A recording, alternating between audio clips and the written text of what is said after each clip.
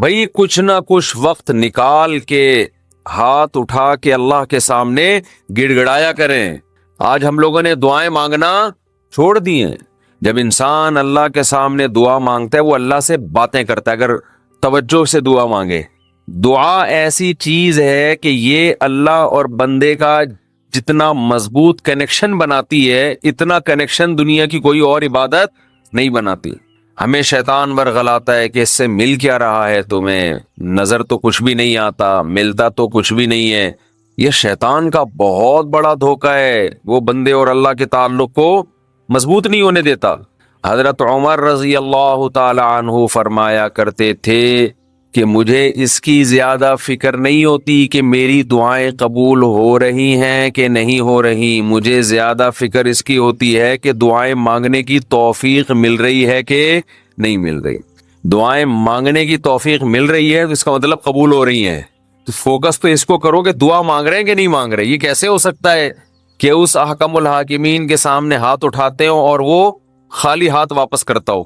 تو آج دعاؤں میں جان ختم ہو گئی, دعائیں مانگنا چھوڑ دی. تو یہ جو میں نے قرآن کی آیت پڑھی ہے, رمضان اور دعا کا آپس میں بہت گہرا تعلق ہے, بہت گہرا. جب انسان اللہ کے لیے کوئی عبادت کرتا ہے, کوئی قربانی دیتا ہے, اللہ کا نام قرآن میں ہے شکور, قدردان. شکور کسے کہتے ہیں؟ قدردان. آپ تھوڑا کرو وہ اس کی قدر بہت زیادہ کرے. کچھ لوگ ناقدرے ہوتے ہیں نا, آپ کچھ بھی کر لیں ان کے لیے کہتے ہیں نا ناقدرہ ہے, میری بات کو ویلیو ہی نہیں دیتا, میرے احسان کو ویلیو ہی نہیں دیتا. اس لیے علماء کہتے ہیں کہ افطار کے وقت دعا کرنی چاہیے. کیوں؟ آپ نے سارا دن اللہ کے لیے ایک قربانی دی ہے. یہ بڑی بات ہے. آپ کی نظر میں شاید اس کی ویلیو نہ ہو, اللہ کی نظر میں اس کی بڑی ویلیو ہے کہ میرا بندہ نے مجھے دیکھا نہیں ہے اور اس نے سارا دن میرے لیے کھانا پینا چھوڑ دیا. کیا کر رہے ہیں؟ ہاں یہ مکھی تنگ کر رہی ہے, لیکن اتنا ایسے نہ پکڑیں کہ مکھی سے زیادہ آپ تنگ کرنا شروع کر دیں. ٹھیک, بس بھاگ گئی, اور نام ہی کافی ہے. تو کیا بات چل رہی تھی یار؟ دعا کی تو چل رہی تھی, یہ یہاں ہاں افطار کی بات کر رہا تھا میں. تو ہم اس کو شاید ہلکا سمجھتے ہوں, لیکن اللہ کی نظر میں یہ ہلکا عمل نہیں ہے. اللہ کہتے ہیں مجھ پر ایمان رکھتے ہیں, مجھے مانتے ہیں. اگر اللہ کو نہ مانتے ہوتے تو کوئی کسی کے کہنے پر کھانا پینا, آج کل تو لوگ ڈاکٹروں کے کہنے پہ نہیں چھوڑ رہے. ڈاکٹر کہتا ہے کہ آپ کو نقصان دے گا کھانا پینا, آپ ڈائٹنگ کرو مت کھاؤ, پھر بھی کھا رہے ہیں لوگ کہ مر جائیں لیکن کھانا نہ چھوڑیں. تو یہ کتنی بڑی اللہ کی رحمت ہے. اللہ تعالیٰ پورے رمضان میں ہم سے کھانا پینا چھڑوا دیتے ہیں, توفیق دے دیتے ہیں. تو میرے اور آپ کے دل میں شاید قدر نہ ہو, لیکن اللہ تو قدردان ہے, وہ اس عمل کی بہت زیادہ قدر کرتا ہے. اس لیے کہتے ہیں کہ افطار کے وقت دعائیں قبول ہوتی ہیں. تضرع کا وقت ہے, عاجزی کا وقت ہے, تو دعائیں خوب کثرت سے کیا کریں. دعاؤں میں عاجزی, گڑ گڑانا, لجاجت کرنا. نبی صلی اللہ علیہ وسلم نے فرمایا دعا رو کے مانگو, اور رونا نہ آئے تو رونے جیسی صورت بنا لو, صورت بنا لو رونے جیسے. ارے نبی نے ہمیں, کیونکہ اللہ کے سفیر ہیں نا, اللہ کا پیغام لے کر آئے, تو ہر چیز میں ہمیں گائیڈ کر دیا ہے. غیر مسلم کے پاس نہ مانگنے کا طریقہ ہے, کس سے مانگنا ہے یہ بھی نہیں پتا, کیا مانگنا ہے یہ بھی نہیں پتا. کبھی ادھر جا کے مانگ رہا ہے, کبھی ادھر جا کے مانگ رہا ہے, یہ بھی نہیں پتا مانگنا کس سے, کیسے مانگنا ہے. کوئی یوں مانگ رہا ہے, کوئی کسی اور اسٹائل سے مانگ رہا ہے, یہ بھی نہیں پتا. کون سے ٹائم پہ مانگنا ہے جس میں قبولیت کا امکان زیادہ ہے, یہ بھی نہیں پتا. تو اللہ کے حبیب صلی اللہ علیہ وسلم نے ہمیں یہ بھی بتایا مانگنا کیا ہے, یہ بھی بتایا کس ٹائم پہ مانگنے کی فضیلت زیادہ ہے, اور یہ بھی بتایا مانگنا کیسے ہے, دل کی کیفیت کیا ہونی چاہیے, ظاہر کی کیفیت کیا ہونی چاہیے.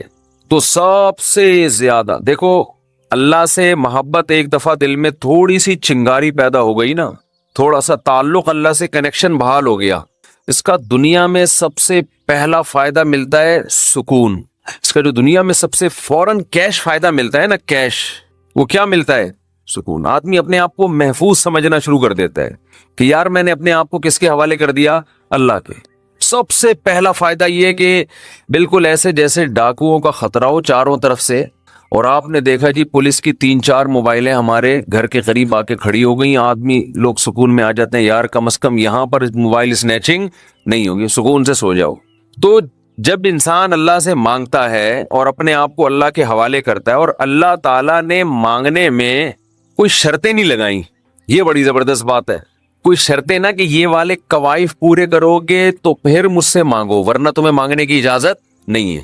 کوئی چرسی ہے تو جب تک چرس نہیں چھوڑے گا مجھ سے مانگ نہیں سکتا، کوئی بے نمازی ہے تو جب تک نمازی نہیں بنے گا مجھ سے مانگ نہیں سکتا۔ اللہ کہتے ہیں مجھ سے یہی مانگ لو، یہی مانگ لو، اللہ میں بے نمازی ہوں، مجھے کیا بنا دے؟ نمازی بنا دے۔ جو چیز نہیں ہے وہی مانگو اللہ تعالیٰ سے۔ وقال ربکم ادعونی استجب لکم، قرآن کہتا ہے، تمہارا رب کہتا ہے مجھ سے مانگو، میں تمہاری پکار کو قبول کروں گا۔ اور کمال کی بات یہ ہے، پہلے مجھے اس آیت کی تفسیر سمجھ میں نہیں آتی تھی۔ اللہ کہتے ہیں مانگو میں تمہیں دوں گا، نہیں مانگو گے ایسے متکبرین کے لیے میں نے جہنم کی آگ رکھی ہے بھائی، یہ سمجھ سے بالاتر۔ میں آپ سے کہہ رہا ہوں مجھ سے قرضہ مانگو، آپ کہتے ہیں شکریہ جی آپ نے آفر کی، ضرورت ہوئی تو مانگیں گے، نہیں تو ٹھیک ہے جی بہت شکریہ۔ میں کہہ رہا ہوں اگر نہیں آئے نا مانگنے کے لیے، پھر دیکھو میں غنڈے بھیجوں گا، کٹ لگواؤں گا۔ آپ کہو گے یہ کون سا طریقہ ہے بھائی، یہ مجھ پر احسان کر رہے ہو یا گن پوائنٹ یہ زبردستی کروا رہے ہو کام؟ سمجھ میں آ رہی ہے بات کہ نہیں آ رہی ہے؟ آپ کہو گے یہ کون سا احسان کا طریقہ ہے؟ میں آپ سے کہہ رہا ہوں کہ آپ میری دعوت پہ آئیے گا، مجھے بڑی خوشی ہوگی، آپ کہیں گے تھینک یو، بہت شکریہ آپ کا، آپ نے یاد کیا میں۔ پھر میں کہتا ہوں اگر نہیں آئے نا غنڈے بھیج کے میں کٹواؤں گا۔ آپ کہو گے یہ زیادہ ہو گئی ہے، یہ کیا ہو گئی ہے؟ یہ دعوت نہیں ہے، یہ تو ایک طرح کا جرمانہ ہے میرے اوپر لگا دیا تم نے۔ میں آپ سے کہتا ہوں بھائی میں علاقے کا ناظم ہوں، میں علاقے میں یہ تھانے کا میں ڈی ایس پی ہوں، کوئی مسئلہ ہو میرے پاس آنا۔ آپ کہیں گے سر آپ کا بہت شکریہ، آپ کا ٹرانسفر ہوتے ہی آپ نے سب سے پہلے مجھے یاد کیا، کوئی بھی ضرورت ہوگی آپ کو بتاؤں گا، آگے سے تڑی لگا دی۔ اگر تمہیں کوئی ضرورت پڑی اور نہیں بتایا نا ہے بھائی، سب سے پہلے لاکر میں تمہیں ڈالوں گا۔ تو آپ کہیں گے سر یہ آپ مجھے عزت دے رہے ہیں، یہ میری توہین کر رہے ہیں، تعجب کی بات ہوگی کہ نہیں ہوگی؟ تو اللہ تعالیٰ تو یہی انداز اختیار کر رہے ہیں کہ مجھ سے مانگو میں تمہیں دوں گا۔ ان الذین یستکبرون عن عبادتی سیدخلون جہنم داخرین، نہیں مانگا تو ایسے لوگ ذلیل ہو کر جہنم میں داخل ہوں گے۔ یہ کچھ بات سمجھ میں آ رہی ہے بھائی؟ یہ تو عجیب سی بات ہے نا کہ مانگو، نہیں مانگا تو میں نہیں چھوڑوں گا تمہیں۔ اصل بات یہ ہے کہ علاقے میں ایس ایچ او آیا، کوئی محلے کا دادا آیا، وہ آپ سے کہتا ہے کوئی پرابلم ہو بتانا، آپ کہتے ہیں بڑی نوازش آپ کی، پھر بھی آپ اس کو پرابلم نہیں بتاتے، وہ غصہ نہیں آتا، اس کو غصہ نہیں آتا، اس لیے کہ وہ مخلوق ہے، وہ عاجز ہے، اسے پتا ہے کہ بعض دفعہ بندے کو کام پڑتا ہی نہیں ہے، بعض دفعہ پڑتا ہے تو اس کے کوئی دوسرے تعلقات ہوتے ہیں، بعض دفعہ کام پڑتا ہے لیکن وہ چاہتا ہی نہیں ہے کہ کام وہ ایسا ہی رہے معاملہ۔ لیکن اللہ کے ہاں یہ تینوں آپشن آپ کے پاس نہیں ہیں۔ آپ یہ کہیں کہ اللہ تو نے مجھ سے کہا تھا کہ میں تجھ سے مانگوں، لیکن میری کوئی ایسی ضرورت ہی نہیں جو میں مانگوں تجھ سے، یہ کہہ سکتے ہو کیا ہے بھائی؟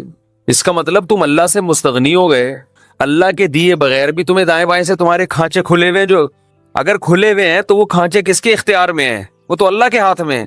آپ یہ بھی کہہ سکتے ہو کہ مجھے اس لیے مانگنے کی ضرورت نہیں کہ میرے تو سارے مسائل حل ہو رہے ہیں، میں صبح میری جاب لگی ہوئی ہے، میری تنخواہ ہے، ایک ملٹی نیشنل کمپنی میں اچھی سیٹ پر بیٹھا ہوا ہوں میں، میری سیلری گھر آ جاتی ہے، مہنگائی بھی نہیں ہے، پیٹرول بھی نئی حکومت نے سستا کر دیا ہے، وغیرہ وغیرہ، تو اب تو کوئی مسئلہ ہی نہیں ہے۔ تو اللہ کہے گا اگر کوئی مسئلہ نہیں ہے بالفرض، اول تو پاکستان میں ہو اور مسئلہ نہ ہو، یہ ہو نہیں سکتا ہے، یہ تو پھر اس کا مطلب ہے آپ سو رہے ہیں، آپ کی کوئی اٹھائے گا اور آنکھ کھل جائے گی آپ کی۔ تو آپ کے ساتھ اگر کوئی مسئلہ نہیں ہے، آپ ان اسباب کو دیکھ رہے ہو، اس کا مطلب آپ سمجھتے ہو کہ ہوتا اسباب سے ہے، اللہ سے نہیں ہوتا۔ بھئی اللہ تو جب چاہے ان اسباب کو فیل کر دے۔ آپ اپنے آپ کو خدا سے مستغنی سمجھ رہے ہو، آپ سمجھ رہے ہو مجھے خدا کی ضرورت نہیں ہے، اس پر اللہ عذاب دے گا کہ تو اپنے آپ کو یہ سمجھ کیسے بیٹھا کہ تجھے ضرورت نہیں ہے میری۔ یہ ایسے محلے کا کوئی دادا آیا اور سارے کام اس کے ہاتھ میں، اس نے آپ سے بولا کوئی تنگ کرے تو مجھے بتانا، اور اسے پتا ہے کوئی نہ کوئی تنگ کر رہا ہے اس کو، آپ پھر بھی نہیں بتا رہے اس کو۔ وہ بلائے گا، بولے گا بھائی آپ کیوں نہیں بتا رہے؟ آپ کہتے ہیں بھائی کوئی مجھے تنگ کر رہا ہے تو میں برداشت کر رہا ہوں، اس لیے نہیں بتا رہا، اس پہ غصہ نہیں آئے گا اس کو۔ لیکن اگر آپ نے اس سے کہا کوئی مجھے تنگ کر رہا ہے، میں آپ کو اس لیے نہیں بتا رہا کہ مجھے پتا ہے کہ میرے جاننے والے ہیں وہ مجھے بچا لیں گے، اس دادے کو غصہ آئے گا کہ میرے علاوہ کون اس محلے کا دادا ہے بھائی، آئے گا کہ نہیں آئے گا؟ تو اللہ کے سامنے ہم یہ بھی نہیں کہہ سکتے کہ اللہ یہ پریشانیاں مجھے تنگ کر ہی نہیں رہی ہیں، مجھے کوئی ٹینشن ہے ہی نہیں، یہ بھی نہیں کہہ سکتے۔